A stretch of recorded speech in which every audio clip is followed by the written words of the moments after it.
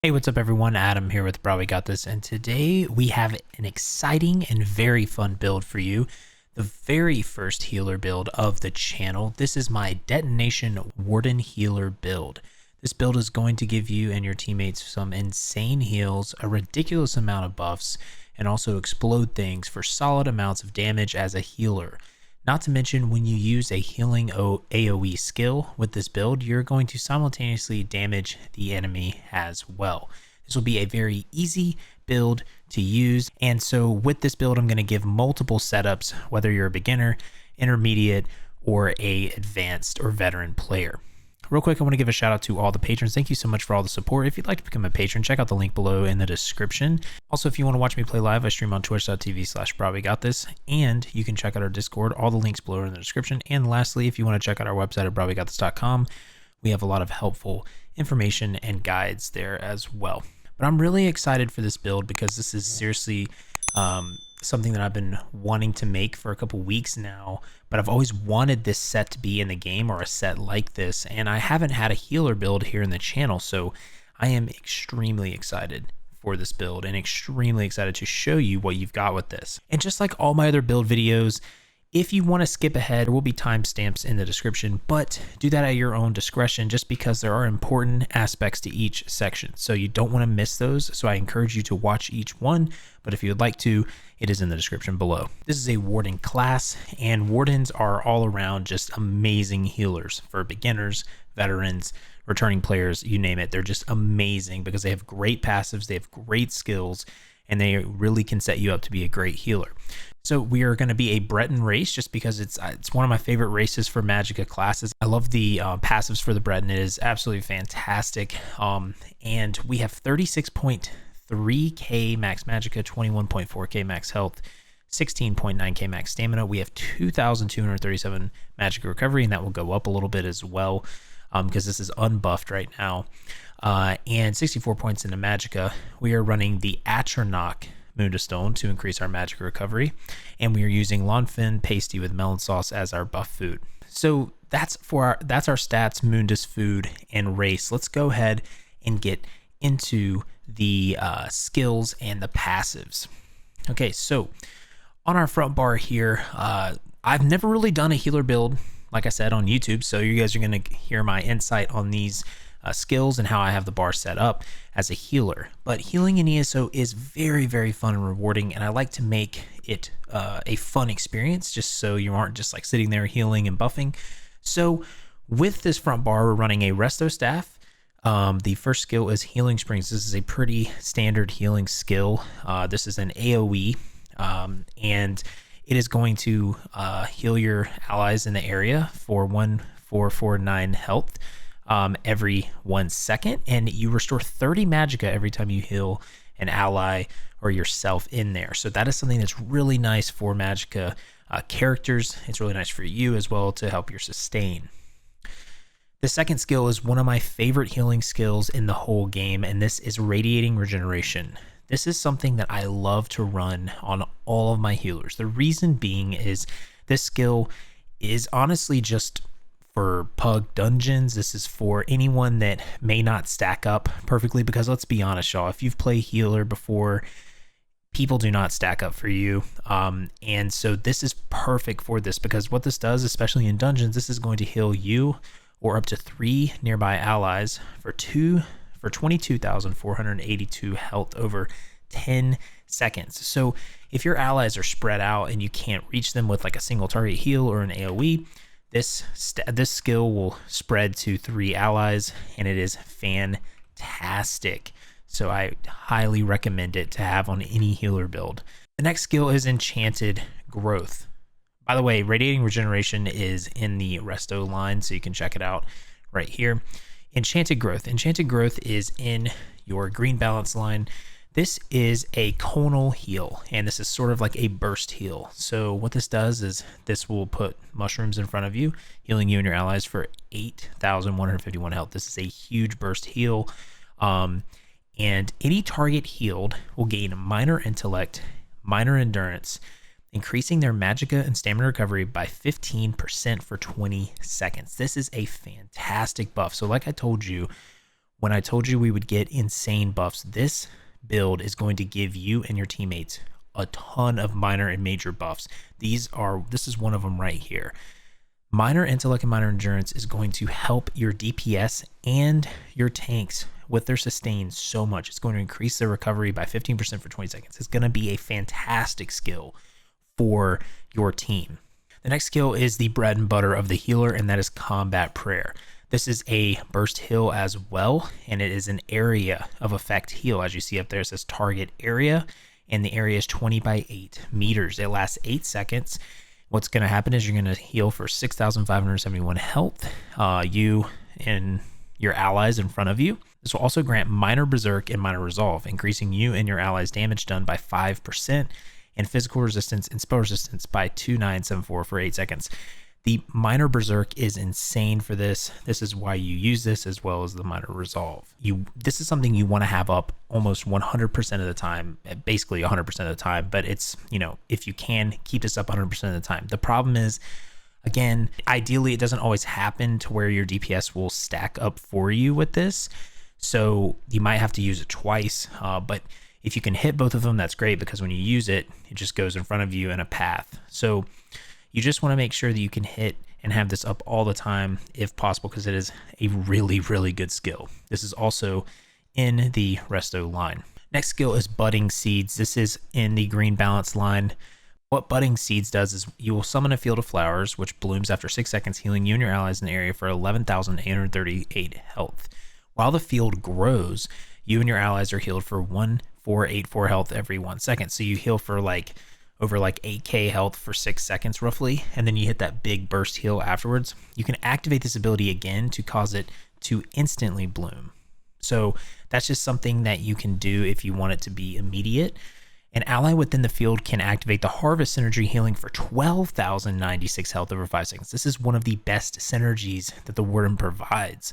Harvest is such a good synergy, just because, again, it's going to heal for a lot of health over time for your teammates. Your ultimate here is Enchanted Forest. This is a fantastic ultimate that the Warden has for its class. It has 90 ultimate, which means you can cast this almost all the time. And this just heals, this puts a forest at the target location, instantly healing the most injured friendly target for 9,782 health. The forest continues to heal you and your allies in the area for 3,564 health every 1 second for 6 seconds. You generate 20 ultimate if the initial heal is used on a friendly target under 50% health. So that's really nice. It can almost basically get a fourth of your ultimate back for this skill. It's a fantastic ultimate. Now, on our back bar, we've got a Destruction Staff. We've got Blockade of Storms, which is from the Destruction Staff line. This, again, is going to put an AoE down 18 by 12 meters, and it's going to deal shock damage every 1 second. You have Elemental Drain, which is going to apply Major Breach for 23 seconds, reducing the physical and spell resistance by 5,948. This is also from the Destruction Staff line. This is also going to apply Minor Magic Steal, causing you and your allies to restore 168 magic every 1 second when damaging them. So this is something you want to have up on the boss all the time. Your third skill here is Blue Betty. This is from your Animal Companions line. This is going to give you Magicka back. It's also going to give you Major Brutality and Sorcery. So this is going to restore 4,992 Magicka every 25 seconds, and Major Brutality and Sorcery will increase your weapon and spell damage by 20%. Every 5 seconds, the Netch removes 1 negative effect from you. So you want to have this up all the time, okay? This is kind of like our buff bar.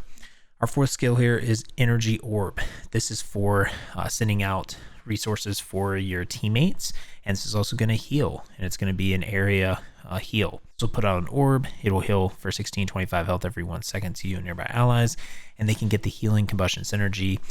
This will heal your allies when they do this and restore 3,967 Magicka or stamina to the person who activates it, whichever maximum is higher. This is from the Undaunted guild.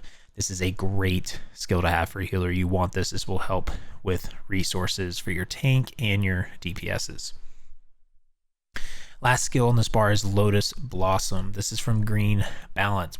What this does is this causes your light attacks to restore 1,399 health, and your fully charged heavy attacks to restore 4,200 health. You are a nearby ally for 20 seconds. Okay, this will also give you Major Prophecy, increasing your spell critical rating by 2,629 for 20 seconds. So it's a fantastic skill to pop before the fight. Our last ultimate here is Aggressive Horn. This is from the Alliance line, the Assault line. What this does, it's going to give a max magic and max stamina increase by 10% for 30 seconds to your team, and they're going to also gain Major Force, increase your critical damage by 20% for 10 seconds. It's a fantastic ultimate. Now, I want to give you guys the alternate setup here, and this is the fun setup. And this isn't necessarily necessary, but this is just something that makes the build very, very, very, very hilarious and just fun. So essentially, you'll see here that the difference of this bar is I'm running Proximity Detonation. This is the last skill on the Assault line, okay? So this takes a little bit to get, but what this does is this activates a magical bomb on yourself that explodes after 8 seconds, dealing 1550 magic damage to all enemies in the area. Each enemy within the bomb's radius increases the damage by 100%, including the original target. This ability scales off your highest offensive stat, okay? What I replaced that with was the Elemental Drain. A lot of times other people will run Ele Drain. So if that's the case, or you just don't think you need it, running Proximity Detonation is something that I love. And this is something that, in my opinion, I'm going to run this version of the build. And it's up to you if you want to or not. But I think this build with this in it just makes it even more fun and amazing. But again, that is an alternate setup. And I'll show you what this skill and why this skill is so good once we get to the armor. Okay. But we're going to go through the passives now, because the passives are important. The passives, you're going to get some fantastic passives as a warden. Okay? So basically you could get every single animal companion passive, Bond with Nature. You've got Savage Beast. You've got Flourish, which is going to increase your magic and stamina recovery by 12% if an animal companion ability is slotted. Advanced Species is just going to increase damage done, but that's not too important. But these other ones are very, very solid. Green Balance is fantastic. You want every single passive here. When you heal yourself for an ally under 40% health, with a Green Balance ability, you gain Major Mending, which will increase your healing done by 16% for 4 seconds. When you heal an ally with a Green Balance ability, you gain 250 Magicka, 250 Stamina. Whichever resource pool is lower, it's going to occur every 1 second. You're also, when you're on this bar, you're going to get this Emerald Moss passive, which increases your healing done with Green Balance abilities by 2% for each Green Balance ability slotted. And you have Maturation, which is amazing. Whenever you activate a heal on yourself or an ally, you grant the target minor toughness, increasing their max health by 10% for 20 seconds. Winter's Embrace, the big passive with this one. You can get all of them if you'd like, but the main one that I want you to focus on, and the reason we're using a Warden with this build, and you'll see why when we get to the armor sets, is Piercing Cold. Increases your magic and frost damage by 10%. So any magic damage is going to be increased by 10%. Well, you'll see when we get to the sets, and you'll see with this skill right here in a second, Proximity Detonation, that's magic damage. Okay, so this right here is an important passive, and you want this. This is why we're running the Warden Healer and not any other healer. And then with the Destruction Staff, you want all the Destruction Staff passives. For the Resto Staff, you want all the Resto Staff passives. For the Undaunted, you want all these passives as well. We are running all light armor. For the armor passives, you want all the light armor passives. And the racial passives, we obviously want all the Breton passives. We're going to be getting increased magic recovery. We're going to get reduce the magic cost for your abilities by 7%. And you're going to increase your max magicka. So Breton, again, is just fantastic for this build. So what I'm going to explain to you after we get to the sets here is I'm going to show you all of the buffs that you're going to be giving you and your teammates. It's absolutely insane. So let's go ahead and go into the armor. Okay, so for our armor, our body pieces, we're going to be running Spell Power Cure Robe. This is from White Gold Tower DLC dungeon, but it's actually free, so you don't have to worry about that. But yes, we're running body pieces. Don't worry about getting the Resto Staff. I know the Resto Staff takes forever to get, so we're running body pieces, okay? It's all divines on this, and we're using max magicka enchants. What this does is it's going to add 2,000 max magicka roughly from the 3-piece set, 129 spell damage, and the 5 item. When you overheal yourself or an ally, you give the target Major Courage for 5 seconds, which increases their weapon and spell damage by 430. Okay, that's a great buff, and honestly, I like this set now more than Olorime because this is so much easier to control. A lot of people do not stand in the Olorime circle, so this item set is fantastic, and you're going to overheal a lot. Okay, so this is something that is always up. Okay, and another thing too is, in my opinion, this is a set that anyone can get, beginner, mid-game, veteran. It's not that hard to get. Just run white gold tower on normal and you'll get body pieces pretty easily. But if you wanted a alternative, you could run like Magnus's Gift or Julianos or Sanctuary. But I would run Spell Power Cure for your end game build here. For our other set, this is a new set that comes in the Rewards of the Worthy. This set is designed for PvP, but we are using it in PvE. Dark Convergence. This set is insane, okay? Especially with the Warden, okay? What this does is this adds max magicka. This adds 1487 offensive penetration, 129 weapon and spell damage, and then casting abilities that leave an effect on the ground will create an area that applies a 60% snare and pulls enemies every 2 seconds for a 1 second delay and stun them for 1 second.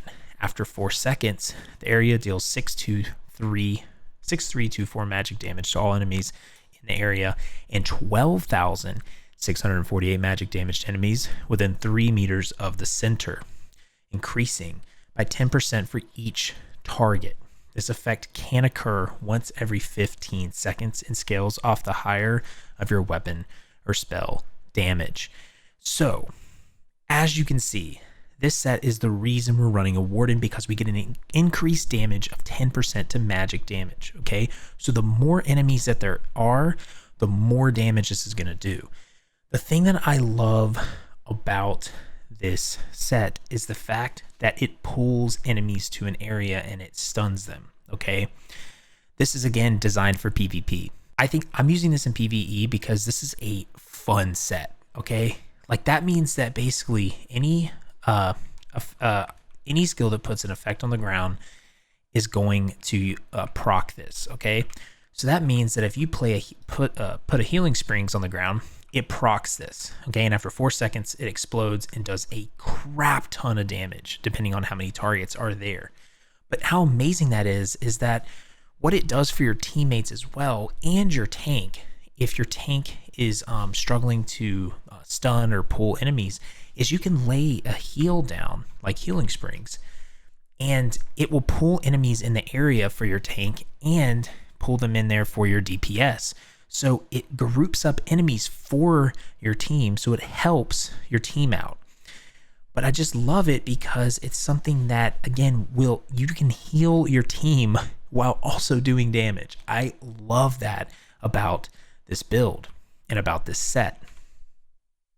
But skills on the bar that are going to activate this are Healing Springs. Budding Seeds is also going to do it, as you can see there. And then another one will be Wall of Elements will also do it. And then your Ultimate Enchanted Force will do it as well. So that is what that does. We're doing jewelry. We're doing arcane traits and magic recovery on that. You do not need gold jewelry. And weapons are just Resto Staff and Lightning Staff. Now charged on the Lightning Staff and powered on the Resto Staff. You get these from Rewards of the Worthy boxes from doing PvP activities. So yes, you do have to either do PvP activities or you can buy them on Guild Traders. Okay, so that's something that's really nice. This won't be too hard to get if you don't want to do PvP. Now for the monster set, there's multiple things that you can choose here. The one that I think is going to be the most middle of the road or just solid in general is going to be the Sentinel of Rakugamez. And this is from Dark Shade 1. And this is just a fantastic monster set. We're doing light on the shoulder and the head. This is Max Magicka Enchant, Divines, Moonstone. This adds 4% healing done. When you heal yourself or an ally, you summon a Dwemer Spider that heals for 1,268 health and restores 125 Magicka and Stamina to you and your allies within 5 meters every 1 second for 8 seconds. This effect can occur once every 15 seconds. This is just a fantastic monster set. I love this monster set. Another one that you could run is Bogdan the Night Flame. This adds Max Magicka. When you heal yourself or an ally, you have a 20% chance to summon a totem for 6 seconds that heals you and your allies within 5 meters for 2,845 health every 1 second. This effect can occur once every 10 seconds and scales off the maximum of your scales off your highest of your max magicka or stamina. Another one that you can use just for fun is Shadow Rend. This will do magic damage. When you take damage, it adds magicka recovery, and it will apply minor maim, which reduces the target's damage by 5% for 2 seconds. I like this one, but it's not as great on this build. It's just for fun though. And then another one that you can use if you want is Symphony of Blades. That is something that could be the highest of the end game. But like I said, I wanted to give multiple options for you in case you can't, do Vet Depths of Malatar or some of these other dungeons. I've given you 4 choices here, so you should be able to get one of those 4. But if you look here at where's Depths of Malatar, Symphony of Blades will be a fantastic monster set for you. This is just going to give resources back. It's fantastic. Real quick before we go into the champion points, I just want to explain to you the buffs that you're going to be getting and giving your teammates. It's absolutely insane. Okay, so with Spell Power Cure, you're going to be getting Major Courage. Okay, and remember, major and minor buffs stack. So you're getting Major Courage from this. Okay, and then just from your skills, you're going to be getting Minor Intellect, Minor Endurance. You're going to be getting Minor Berserk, Minor Resolve. You're going to be getting Major Brutality and Sorcery. You're also going to be getting Major Prophecy. And then from our passives, we're going to be getting Magic and Stamina Recovery increase. We're going to be getting Major Mending when this procs.